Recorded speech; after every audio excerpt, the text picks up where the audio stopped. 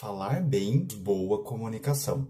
Uma coisa não exatamente está atrelada à outra.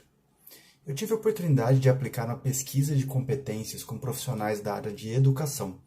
E é interessante ver que no tópico comunicação, muitas vezes eles têm uma ótima nota, porém em situações, em aspectos que demandam interação com pessoas, porém em que eles não estão na posição de poder que eles têm enquanto professor, enquanto intermediador de uma turma, eles não têm notas tão boas, como, por exemplo, em negociação ou gestão de pessoas.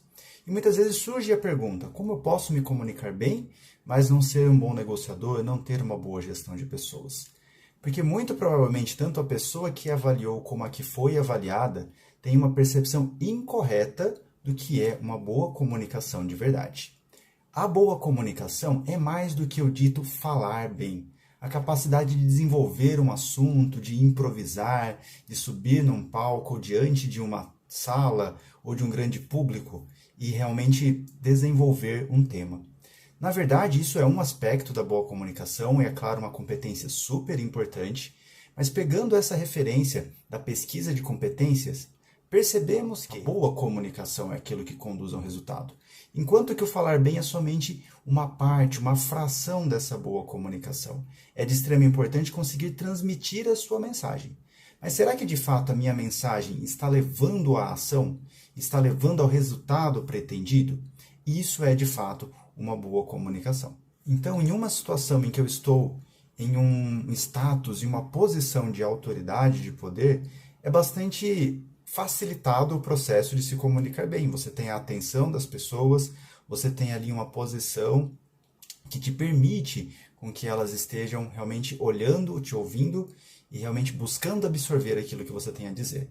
Mas em situações que você não desfruta desse potencial, desse privilégio, nesse momento sim você tem que usar técnicas, tirar cartas da manga para se comunicar de forma efetiva e poder atingir esse status de autoridade, de posição de poder também dentro desses momentos.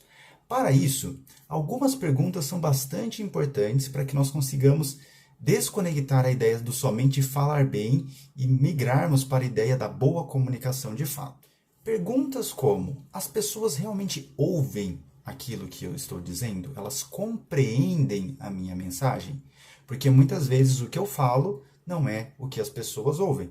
Apesar de ser um tanto anti-intuitivo essa frase, mas isso acontece muito. Uma segunda pergunta: o que eu estou transmitindo, além de ser compreensível, carrega o tom, a emoção, leva realmente aquilo que é necessário para que o resultado seja alcançado?